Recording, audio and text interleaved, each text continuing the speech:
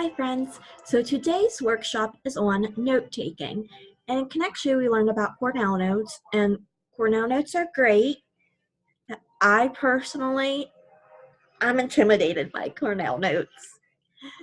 Oh, they scare me sometimes, and it's okay to feel that way. It really, really is. So I'm going to show you how I take notes. So you can either, in this exercise that we're going to do following this workshop, if you're working in order, is I'm going to show you the way that I take notes, and you can either do it this way or do it the Cornell note-taking method way, whichever works for you, whichever will let the information stick. So the way that I use is the outline method. An outline is a tool that organizes ideas and shows the relationships between one idea and another. So they are a way to capture main topics, subtopics, and details. And it's set up like that. Boom, boom, boom. So it's easy for my brain to understand.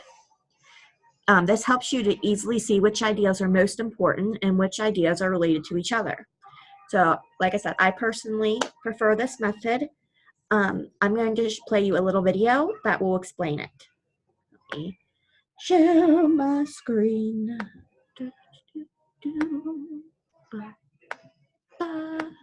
Math and Science, and day 10 of our Tiny Steps Study Challenge. Today we are going to focus on converting your notes or readings from your textbook into an outline.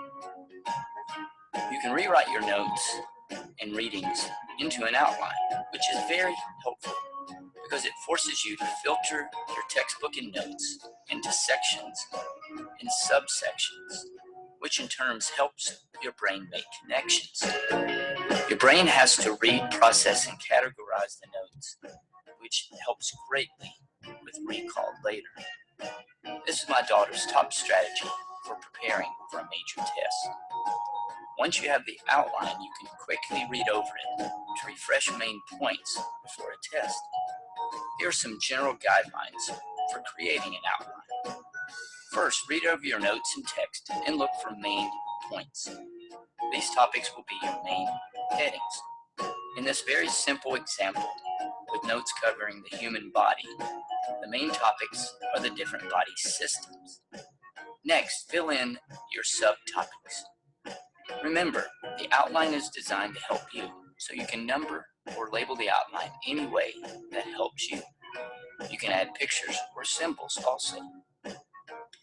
You use the same format when you outline your textbook.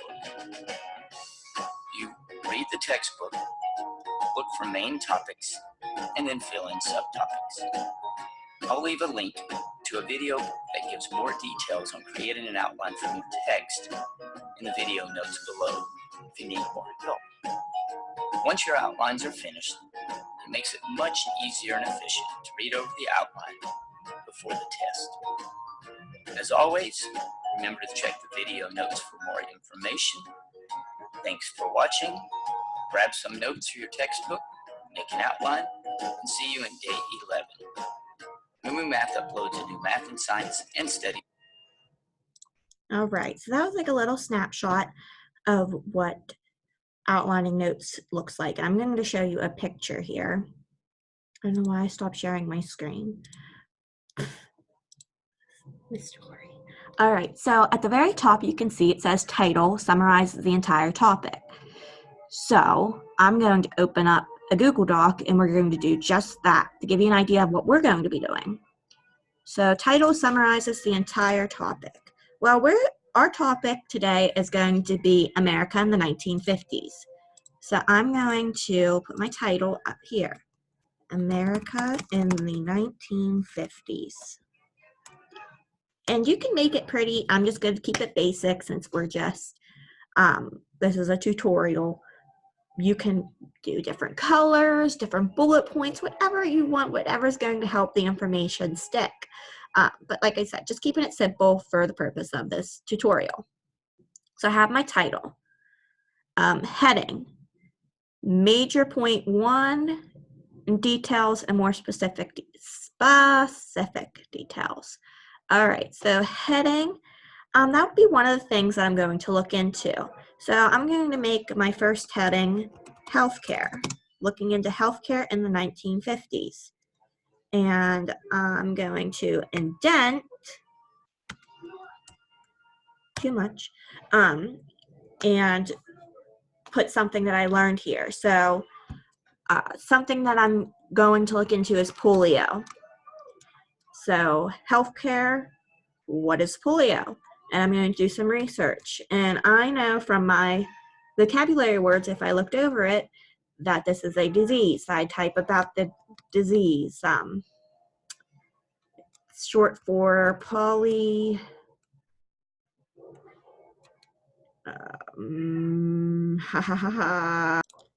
I had to copy and paste. I couldn't remember how to spell it. It is short for poliomyelitis.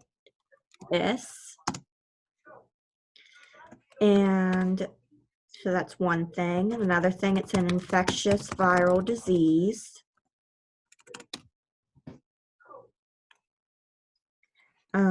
It affects the central nervous system.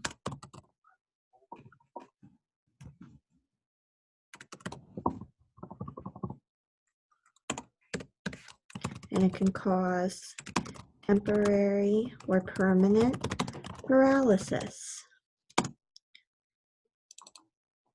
Okay. See, I have a hard time remembering things, so I have to have notes. So you see, I had to copy. I just wrote out that definition, and I had to copy it because I forgot it. So note-taking is extremely, extremely helpful. So anyhow, we have the title, America in the 1950s. We have our main topic, which is healthcare. And then we break up, I'm sorry, that was the heading. The major point is polio. And then the subpoints or the details are that it's short for poliomyelitis. I'm probably saying that wrong. It's polio.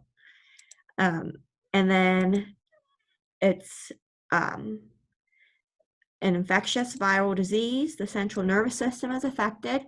It causes temporary or permanent paralysis. And maybe I want to add more details about the paralysis so I can indent farther and I know, okay, temporary means it might not last long. And permanent means it will last forever. And paralysis means that you cannot move either a part of or your whole body. So limited mobility. And then I'd like to look into something else. So I have healthcare. Let's look into fashion. And I'm interested in girls' fashion. I'll say girls and women. And I know that if I do I know this because it's one of my favorite eras, but you do some research. And you can also write down what you think you know and then edit it as you go. So girls and women's fashion was that they had, they wore dresses. They had saddle shoes. Now how about I add on to this and have boys and men fashion. Boys had slicked hair. They, their everyday outfits were very dressy compared to what we wear. So I hope this gives you an idea for you to kickstart. And like I said, if outlining notes is not for you, Cornell Notes is, do it. If you have a different note-taking method that works for you, then do it. Whatever works for you. But this is how to outline.